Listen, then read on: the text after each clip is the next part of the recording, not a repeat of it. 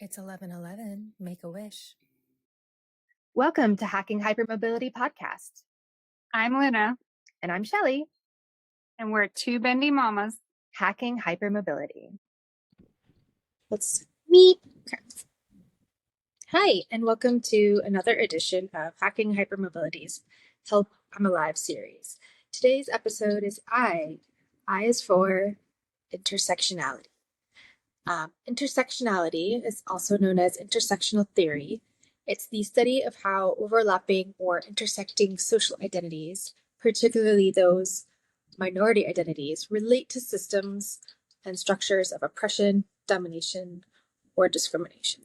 It was a term coined by Kimberly Crenshaw in 1989, I believe. Today's episode is kind of weird because I get to refer to UVA twice in one episode. So I don't know if y'all know this, but I have an undergraduate degree in anthropology at the University of Virginia, and I graduated in 99. That's where I first learned about intersectional theory in some of my women's studies and feminist theory courses. Anyway, just thought I'd throw that out there. But also, Tiffany's got a little news update that mentions UVA as well. So how fun is that? Anyway, I personally like to think of a Venn diagram when I think of my own personal layers of intersectionality. I'm a woman, I'm autistic, I'm atheist, I'm parent, disabled. I'm sure there's a few more that are kind of niche that I can't think of at the moment.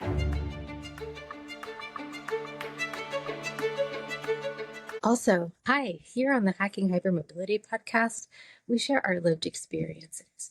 We're not doctors. We don't proclaim to be doctors. We're just sharing our lived experiences, what worked for us, and what may work for you as a fellow bendy bestie. Do us a favor. Follow us on social media. Leave a review. Leave a comment. Send us an email.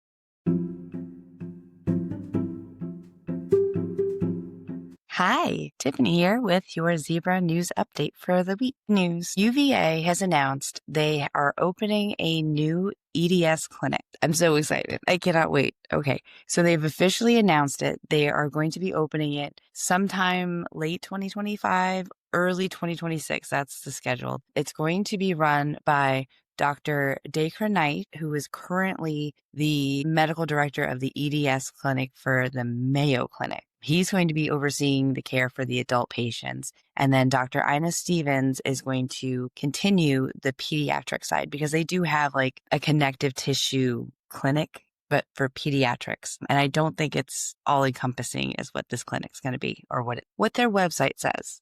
Don't hold it against me if it's not. But according to their website, it looks like this is going to be a national comprehensive program for connective tissue disorders for both adults and for pediatrics. So essentially what that means is if you are within a few hours of UVA, which is their medical campus is in Charlottesville, Virginia.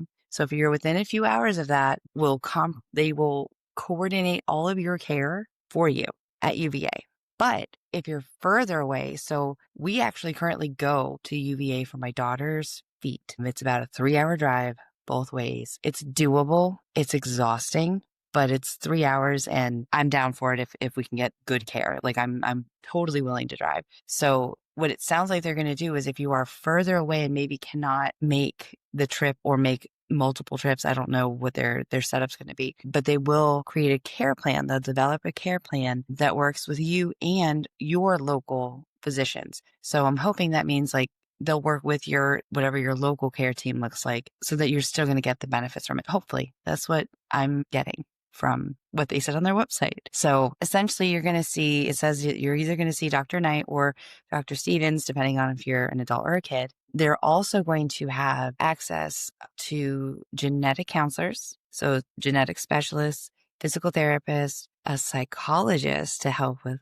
pain management. And I'm really hoping that the psychologist will also probably help with, I don't know, past medical traumas and, everything that we know we have to go through to get this diagnosis.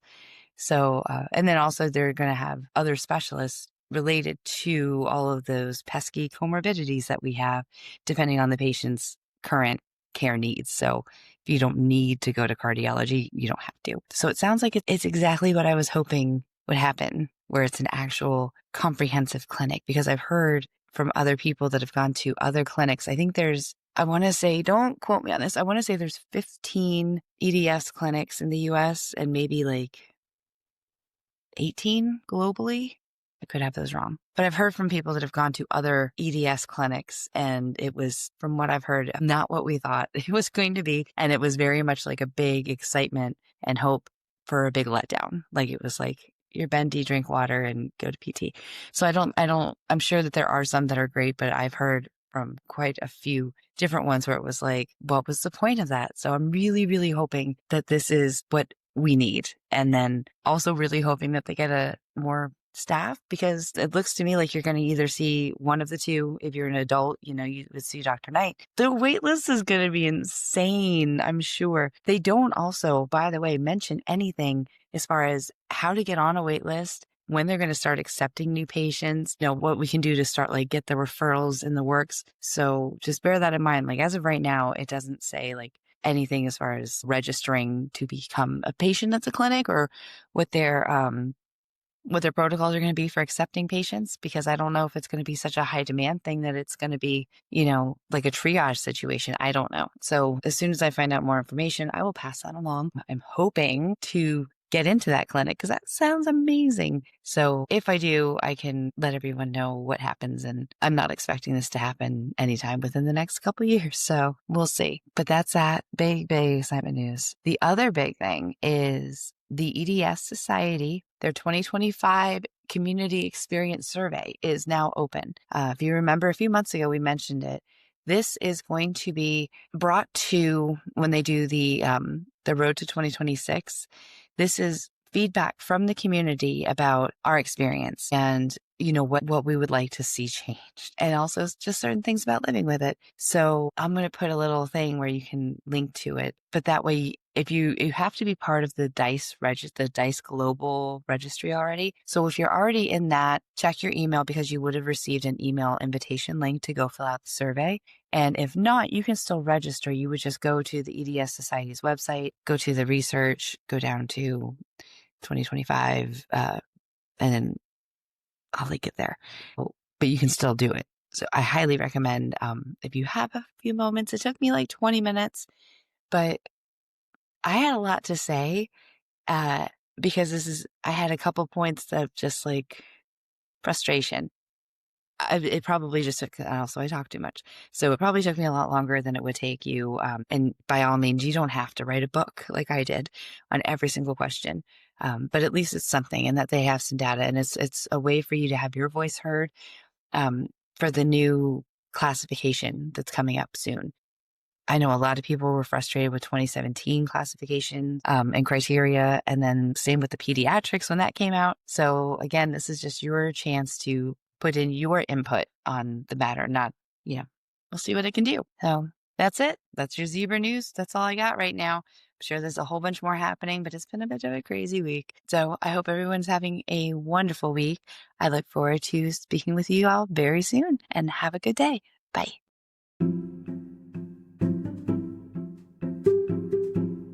Hey, it's Luna to lighten it up today. Have you ever looked down at your hands and thought, damn, I have spider fingers? Yeah, me too. It's called arachnodactyly, which sounds like a spell you'd cast to climb a wall at Hogwarts, but it's just a medical term for these joints are everywhere and none of them are behaving. People like us with hypermobile hands don't leave fingerprints often, but we have elephant paw tracks on our finger joints.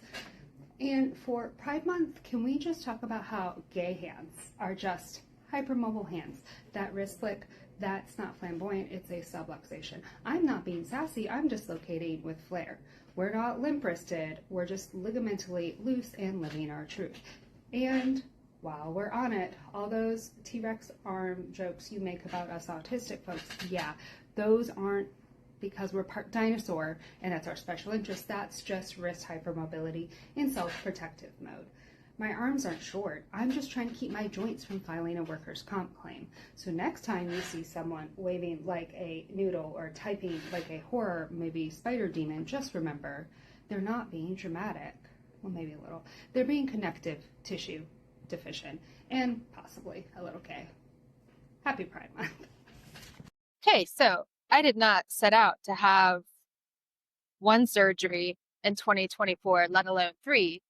But as I mentioned in last week's or the last episode, I had on a finger brace when I went to my 6-week follow-up for my hip. And it was bothering me, but I also did that intentionally to like draw attention to my finger while we were having the follow-up. Disclosure, I took a little bit of a tolerance break last week. You're wondering if 7 days is a decent enough time to take a break before you have some? Yes. So if I'm a little high right now, but it's helping me tolerate this car ride because Alec and I are driving to the beach right now and he has his mic on, but he's probably not going to talk unless I ask him to remind me of a word. Or if he wants to tell me something funny to look at, right? Anyway. All right. So I had the finger brace on and he asked me about how my hip was feeling, and my hip was feeling great. It was my fingers that were still troublesome. And so I asked him for a recommendation for a hand surgeon. Well, he said he knew 3. And I said, well, tell me the best one of those 3. And so he gave me the referral. And the great thing, I mentioned this again in last episode, but if you didn't listen, first of all, why didn't you listen? But secondly, if you didn't listen, here is what happened. So while I was at my 6-week follow-up, his office called over to Dr. Jones's office and actually made a consult for me. And so I left my 6-week hip follow-up feeling great about my outcomes from my hip, and then also looking forward to finding potentially some relief for what was going on with my fingers. And so that was it was like a week and a half later, 2 weeks, not even. So we went to that appointment and it was great. The PA walked in first, kind of, get the lowdown of why you're here.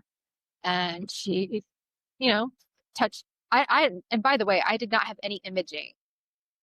The only imaging I'd had on my hands in recent times I can think of is when I had, and I think it was just from overuse, but I had like a little cyst built up in one of the joints in my pinky, and it was a hard lump and I couldn't knit or do anything.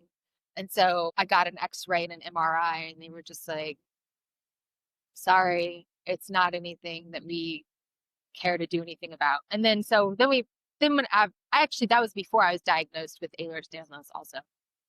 But I've just had the different hypermobility assessments and strength assessments, and the hypermobility assessment was like super up there and the strength assessment was way in the shitter. Like I'm strength at one time. I haven't looked at it in a while, but maybe if I remember, I'm on vacation now, so I don't actually know if I'll go back to post this, but it is something I do want to eventually do. For all of what I'm sharing is actually all of the things I've mentioned, to actually post my imaging or whatever the test results say.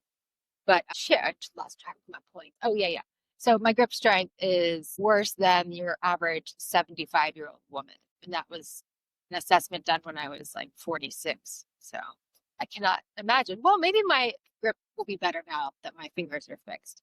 But so had the consult without any imaging about these trigger finger issues that I was having. So then Dr. Jones came in, we chatted, and he was like, I remember leaving that appointment like, what just happened? Because we were listening. He mentioned how easy the surgery was, how short it was.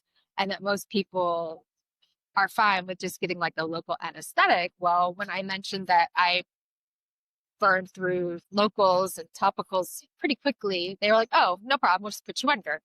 And I was like, really? For a 10, like I was actually second guessing, like, really? Are you sure you want to do that? And for like a 10-minute thing or not even? And he was like, yes.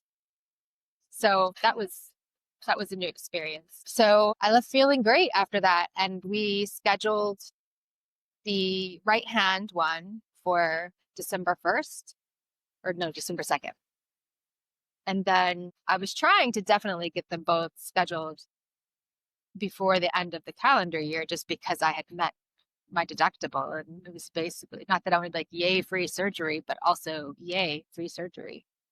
So at one point, I didn't hear back from them. Like we had the December 2nd one scheduled. And then eventually they followed up and they're like, oh, hey, did you want that second one? And I was like, if you can get me December 12th, or there's like a 3-day window that would have worked, because after my surgery, I knew I was going to be house and cat sitting at my mom's for 3 weeks. So that was the other issue. And then honestly, if we hadn't had it work out in 2024 I probably wouldn't have done my left hand.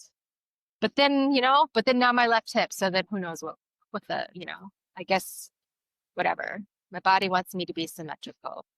And yes, I am going to ask Dr. Petrie to make my stitches symmetrical. But anyway, so I ended up getting them both scheduled. What was different from the hand surgeries versus the hip?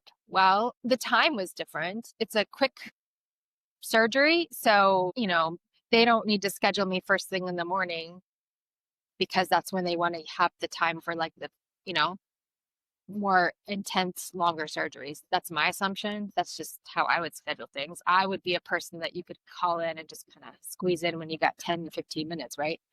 So that's my theory. I don't remember what time I reported. It was like 1 o'clock or whatever time it was. Sounds right.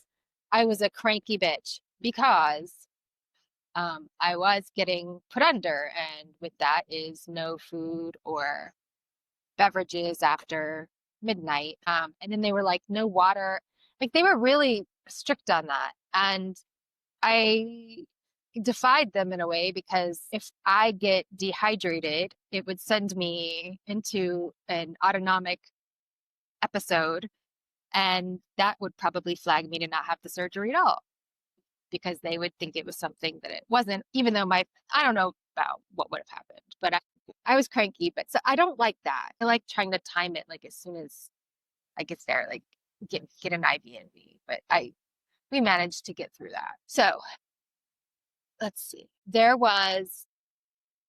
I brought my own socks, my own grippy socks, because they have compression. So I had grippy compression socks at my own. They're much cuter than what they give you. And so I had those, and there was no issue with that. They insisted I take a pregnancy test, even though I knew I wasn't. But I figured, okay, fine, I'll take this one. But like, I'm definitely not going to have them take another one on the 12th. Spoiler alert, yes, I did. But anyway, so I peed in the cup, and then they got me in I changed, and then I asked for you to be brought back. And shortly after that, It's pretty quick. yeah, they got me the IV. So that IV went in, I think she got me in one stick. You never watch that, or do you start to watch it and don't watch it? I just don't watch the IVs. Yeah. So with the first hand surgery, they got me my IV in one stick, and that IV was going to be obviously in my left arm because my right hand was being operated on. Dr. Jones came in. We talked about my finger. He put his initials on my hand. I have some pictures of that. Flicked everybody off for good measure. Mm-hmm. That's funny. Let's see what else. And then the anesthesiologist came in, asked me some questions. I told them that I typically get barfy after anesthesia. So they went ahead and included some Reglan, I think was what was given to me in my IV, along with my fluids, so that I would not be feeling a little barfy when I came out of anesthesia. They also knew to really keep track of my blood pressure and my heart rate. let's see. So that was really fast, that surgery. I mean, we came out. I remember I was able to move. I have some video and pictures that I'll include, but it was swollen and yucky for the local. I don't remember getting extra drugs, but just the big boy ibuprofens. Yeah. So I didn't get, and I rarely take like if I'm taking ibuprofen, like I'll take it like if I took it for a few days, but then I don't it messes with my stomach too much. So I don't like to take it, but I do like to keep the big boy ibuprofens on hand. It's nice to have like 800 milligrams in one pop rather than digging out 4 pills, because like 800 is typically, well, usually it's 600 is what I start with to actually get any relief. And I remember like the next day or two was like there was no cast. It was just like I had stitches, and then it was wrapped with some gauze, and then like the compression bandage. And one of the things that did happen is the way that the bandage was wrapped ended up rubbing on my skin to where I ended up with a blister, and that was not enjoyable. And so when I went in for my second surgery, I made mention of that so that they were careful to wrap it differently so that it didn't get a blister. And I did not. Thank you for listening. Let's see. But yeah, it's like I felt like, I didn't have a full range of motion, but they definitely wanted you, as soon as you felt comfortable, just do as much as you can that you can tolerate.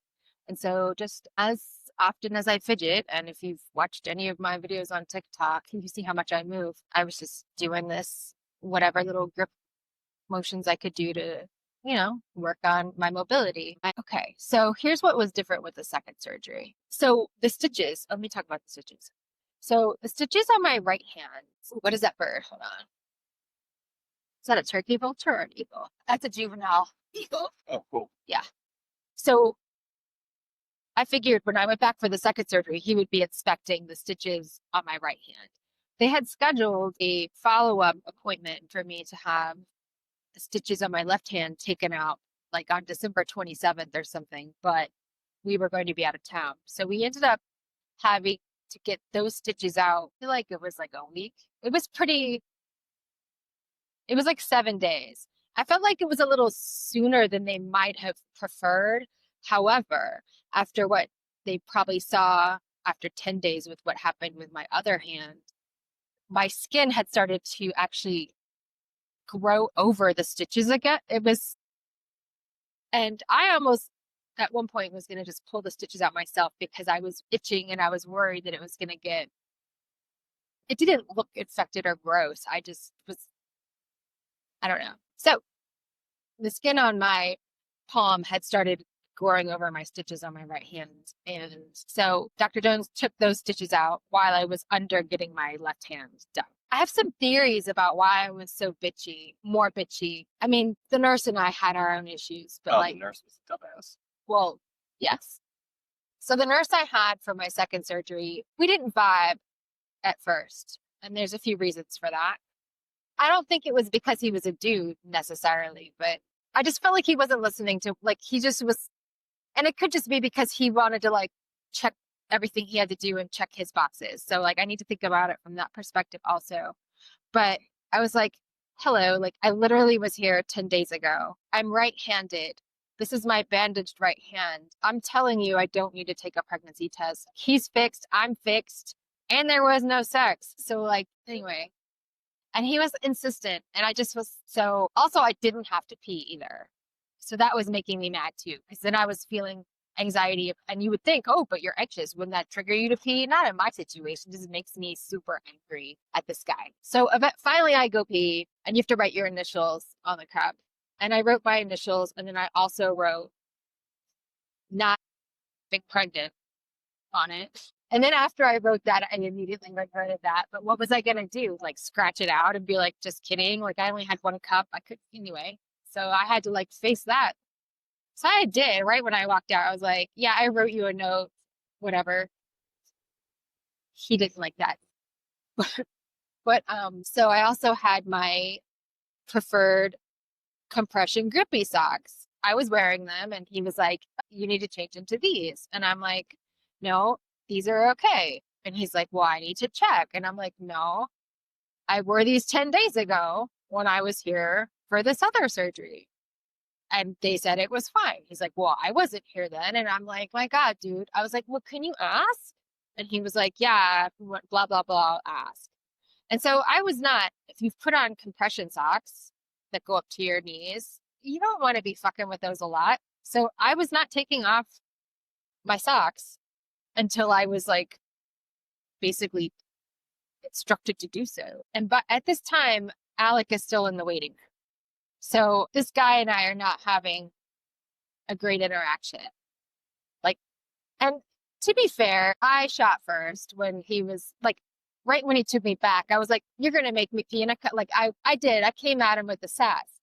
But back to my theory of my attitude, thinking about 10 days after where I was before, I was thinking about, because I do still have my ovaries, I do still fluctuate. I think I might have been in the bitchier place in my cycle where I'm more dysregulated more easily. Bitch ass nurses who want to argue with me are not going to win.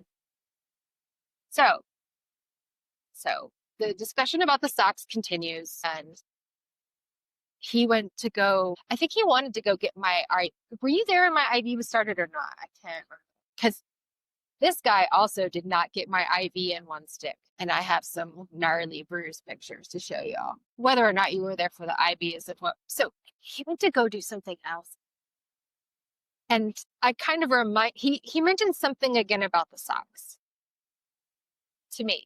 And I was like, trying to be like, I was very clear. I was like, I'm not going to change until I have to. And he's like, well, I'm telling you, you have to. And I'm like, right, but you said you were going to go check with someone else and you have not done that. Have you checked with that person? And then he immediately was like, look, if you don't want to have this surgery today. And I was like, what the fuck? Like, whoa, like, let's back up. Where did that come from? Oh, I was like, let's take a minute. I'm autistic. I'm very dysregulated right now. Please go get my husband. Like, you need to go get my husband right now. And literally, when you came in, your eyes went, "Argh," like you're immediately. And I was like, can you just explain to this gentleman that I will change these socks? I'm not trying to fight him. He just needs to understand.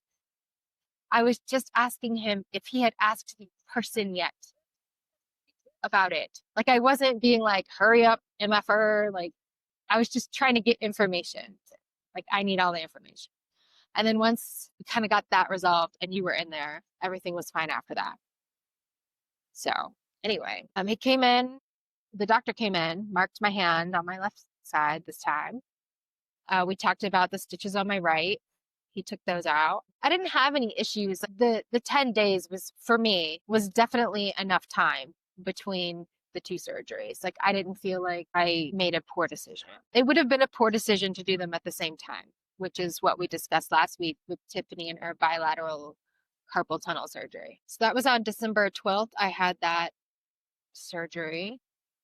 I'm pretty sure. I think we went and had my stitches taken out on either the 19th or the 20th. I think it was the 19th. I think it was like 1 week later because, yeah, it was 1 week later because like schools and stuff were closing for the holidays and they weren't going to be in the office. So when I got those stitches out, I have video. Hi, I'm about to play a video of my stitches being removed. It's about 1 minute and 38 seconds long. So if you don't want to watch that or listen to the audio, just skip ahead 1 minute and 38-ish seconds. Okay, bye. I talk about medical trauma a lot, so.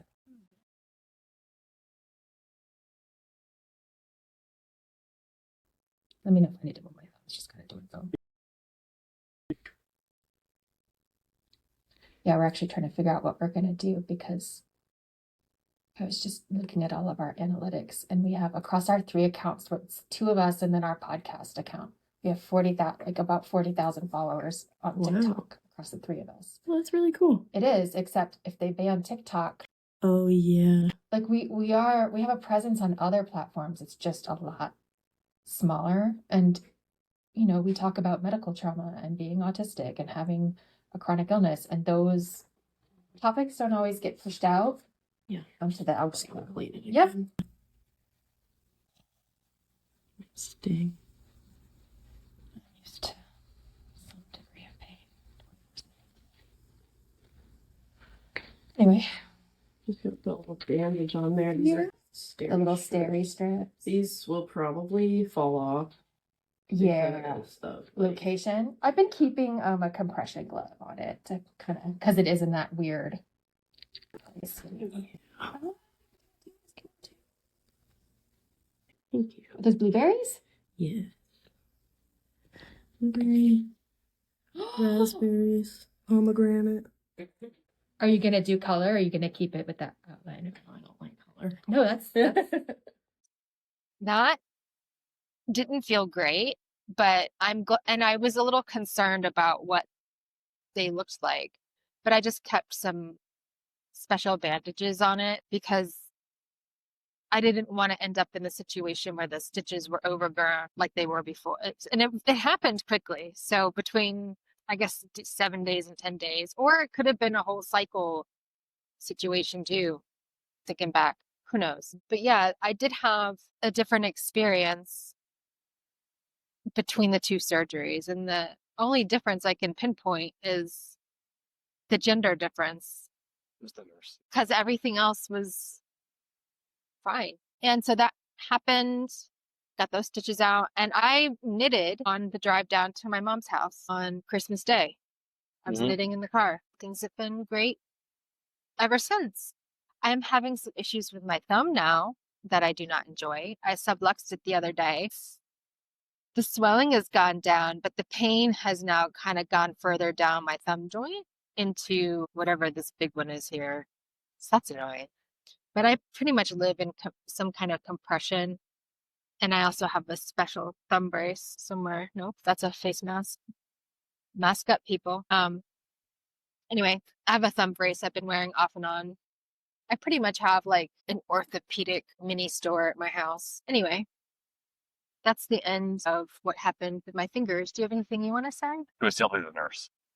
Or I don't think it was the fact that he was a guy. It was just bad bedside manner. well, I even was trying to be. Oh, hi, hi. Okay, whoa, this is cool. I don't know what's going on here. But these people just. I don't like it. Yeah. We're not blocking the box. It's that truck. It's the truck, dude. You suck. I don't like the color of that car. All right, I'm gonna stop recording now. Okay, bye. All right, that's going to do it for today's episode. Next episode, we have something really exciting for you. Whatever could it be? Well, whatever it is, it begins with J. Until then, stay safe out there and keep living your best bendy batty life. Bye. I don't like any of this script. No, really. Bye.